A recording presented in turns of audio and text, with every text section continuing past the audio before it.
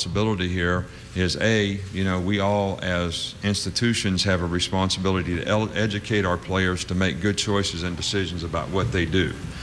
We have an outstanding agent education program. Joe Mendez, who has been in the NFL for years, interviews our players, makes booklets, actually has home visits with their families to try to educate them on the things that they can and can't do relative to agents. I think that the players have a responsibility to make good choices and decisions about what they do with the agents, and I also think the NFL Players Association has a responsibility to monitor and control what agents do. And I think that if an agent does anything to affect the eligibility of a college football player, his license ought to be suspended for a year. And that's the only way we're going to stop what's happening out there, because it's ridiculous and it's entrapment of young people at a very difficult time in their life, and it's very difficult for the institutions or the NCAA to control it, and it's very unfair to college football. And I think that as college coaches we should look into doing something about that relative to, we develop a lot of football players so they can go on and play in the NFL. And we allow these people, and we treat the NFL as well as anybody in the United States when they come to the University of Alabama. But if something doesn't go on from their end of it to control what they're doing to affect our players, then I'm not sure that that same hospitality will be welcomed in the future. Hands up for questions, please. Yes, sir. Who's picking here, you or me? I will right here. All right. Gotta get a mic to it. On the aisle, Cecil. Coach Saban, Commissioner Slive, just said he'd also like to see a change in the NCAA policy related to agents from enforcement, from strictly, this penalty goes with this, to one that's more supportive of the players. Would you also be in favor of that? Well, I don't think there's any question about that. I think that, we're a little bit in double jeopardy as institutions, because we're responsible for the players in a circumstance that's very difficult to be responsible for what they do when it comes to agents. I'll give you an example. We had an issue a couple years ago with Smitty, who got suspended for the Sugar Bowl. We probably could have prosecuted the guy, but in prosecuting the guy that did wrong, we would have put our institution in jeopardy, possibly, from an NCAA standpoint. So we didn't do it, but then the same guy standing in line trying to give our players money this past year, and nothing gets done about it. So it's not a good situation. I mean, it was a bad situation at Southern Cal for Reggie Bush, and it's a bad situation, all the way around. I think to assume that people are going to do the right things in this circumstance without some guidelines is not going to work. Hey, we all should drive the speed limit because it's for the safety. It's all for public safety. But I'll be the first one to admit, like 90% of the rest of you, if you're honest, that I drive the speed limit because I don't want to get a ticket. So whatever we need to do to create some consequences for the people who are not doing the right things here, which starts with the agent, in my opinion, who is entrapping and taking advantage of young people at a difficult time in their life to make these kinds of decisions.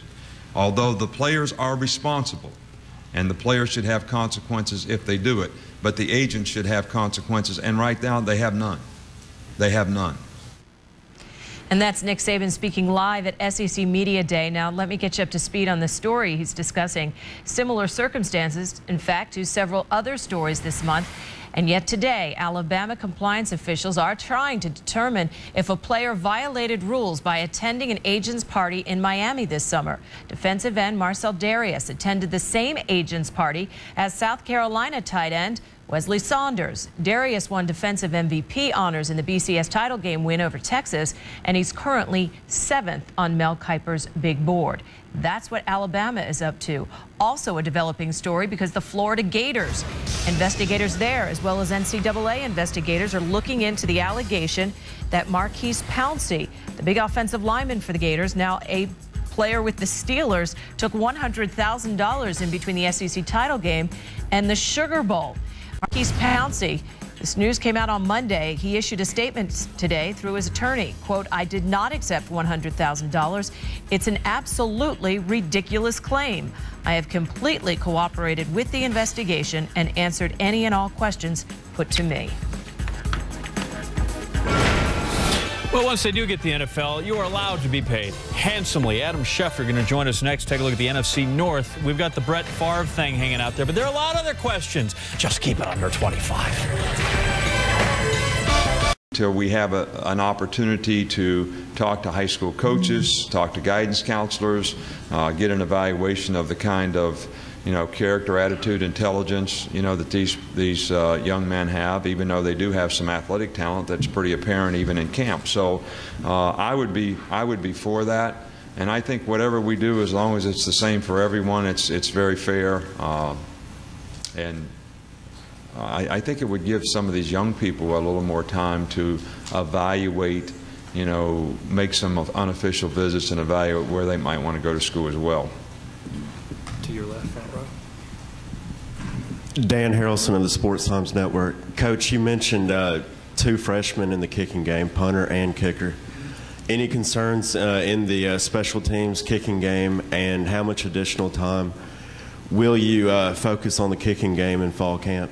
Right. Well, you're always concerned when you don't have experienced players that have done things in games before, but we have a lot of confidence in the young guys that we have in terms of their talent.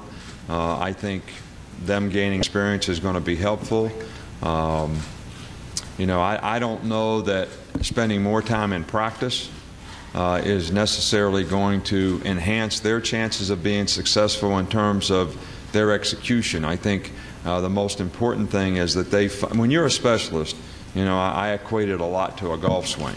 You got 2 or 3 basic benchmarks of things that you need to do to be efficient and effective in what you do, and I think that individual practice and then being able to carry that in a competitive situation in practice as well as onto a game are probably the most important things for these young guys. I think these guys are talented, and I think they're going to be very, very good at what they do. It may take them a little bit of time to develop and gain experience. I always tell freshmen, I always ask a freshman, because one of the big things in recruiting is, where am I going to play next year as a freshman? Well, we've had like 8 freshmen start, and 2 of them were junior college guys in 3 years and 75 recruits at Alabama, but everybody wants to know where they're going to start next year. Are you a better player now than you were when you were a freshman in high school? This is talking to a senior. Oh, yeah, Coach, I'm a lot better than I was when I was 14 years old. And I say to him, well, what makes you think you won't be a lot better player when you're a senior in college than you are when you're a freshman? There is something called development that is necessary for most players, not just it's in high school, it's in college, and it's in the NFL as well. So we want to give these guys an opportunity to develop and not put a lot of pressure on them, and allow them to develop with good direction and support from their teammates, and we'll spend as much practice time as we need to be able to help them get ready to do that. To your left, near the back. Coach, what importance do you put on friendships, personal relationships between team members? Is that something you and your staff stress to try to maintain cohesiveness? Is that something that's talked about, or is that something that just occurs naturally on good teams? Well, I think that that the most important thing comes down to 2 words: trust and respect. The principles and values of the organization, as well as each other. In other words, your teammates, at least as football players, and what they do in the organization and what their role is. And values of the organization, it creates a lot of division in your organization and togetherness of your team, because a guy sitting there saying, well, this guy didn't do what he was supposed to do and he's not getting penalized, or coach didn't penalize him enough and he penalized this guy more. So I think when you have that trust and respect and everybody is responsible to do what they're supposed to do, that creates trust and respect for each other, which is very important to having team chemistry. I think we have guys on our team that are very good friends, but I also think we have guys on our team that don't spend a lot of time together off the field.